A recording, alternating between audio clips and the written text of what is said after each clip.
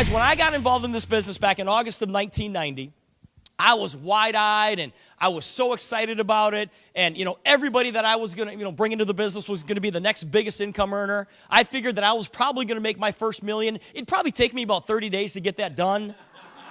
Okay? That's how I'm thinking this whole thing, right? So, guys, what I did is I made a list. I made a list of people that I was going to contact right away about this business. The first 8 people that I shared the opportunity with, now remember who these 8 people were. These were my can't-miss prospects. Let's get these guys in. Let's get them started. Let's get these guys out of the way, and then we'll go tackle everybody else. The first 8 people that I shared the opportunity with said I was nuts, said I was crazy, said the thing was never going to work, and my brother-in-law laughed at me. He laughed at me. And by him doing so, he absolutely sealed my success in this business. Okay? Because I was never going to let my brother-in-law Jim tell me, I told you that thing wasn't going to work. All right? He sealed my success. Well, about 3 years after I showed my brother-in-law Jim the business, he called me. Now, you guys got to understand something. He never calls.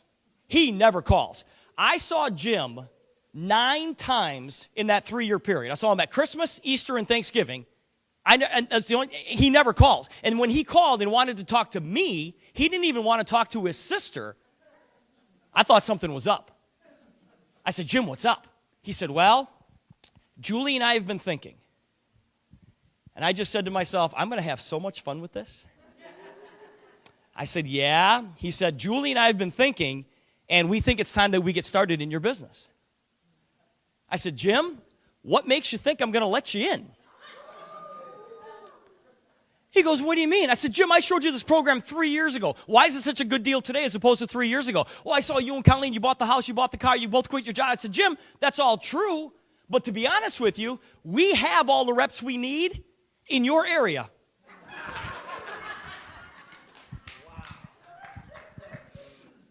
You could pinpoint his house, take a 5-county radius, and not find a rep.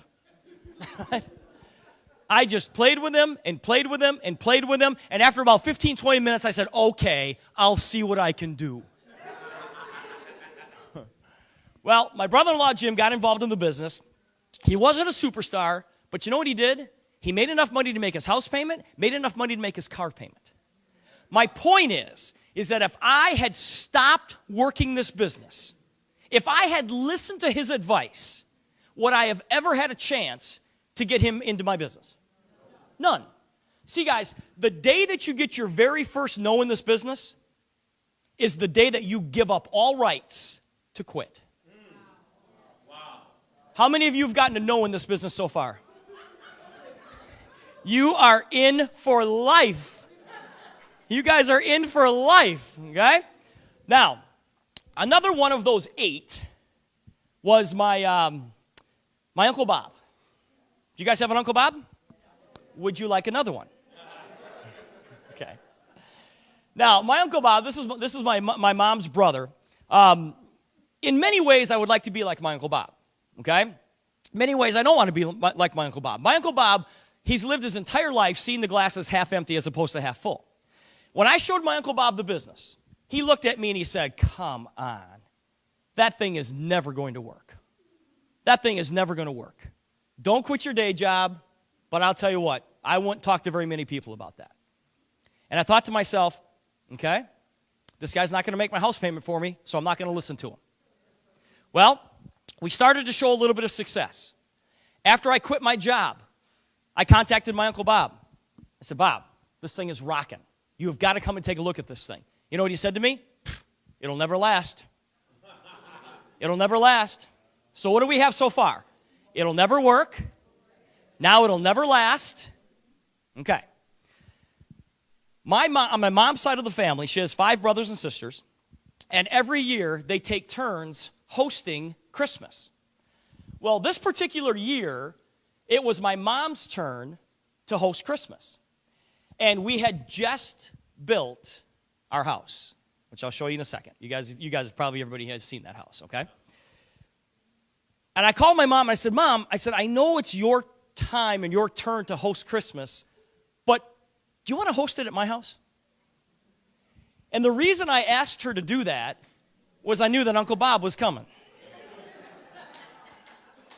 I knew Uncle Bob was going to be there. Guys, this was a beautiful, beautiful winter night in Wisconsin. The snow was lightly falling, and I'm standing at the front door watching the cars pull in, waiting for Uncle Bob. And as everybody pulls up, we've got this big round circular driveway. Everybody's just sort of parking there, and they're coming in the front door, and everything's great. And all of a sudden, I see my Uncle Bob and Aunt Betty pull up. I met them in the driveway. And I said, no, don't park up here. Let's go over by the garage. Let's park over here. So I pulled Bob and Betty up by our garage and made him walk through our 6-car garage. Lexus 1, Lexus 2, Lexus 3. Okay? I made him weave through the cars. Okay? So we get in the house, and, everybody's doing what they're doing. I said, Bob, come here. I want to give you a little tour. And I took my Uncle Bob on a private tour of my house. It took over an hour. And I showed him everything that house had to offer. And you know what my Uncle Bob said to me? He goes, oh my gosh. He said, that little business of yours is working out pretty well, isn't it? I said, Bob, you're not going to, I said, you have no idea. You have no idea what this business has done for me and Colleen and our family. You know what he said to me? Now I'm too late. Now I'm too late. It'll never work. It'll never last. And now I'm too late. My Uncle Bob, I tell you what, guys, his entire life, he has lived his entire life as just a really negative guy. Just run from negativity like that.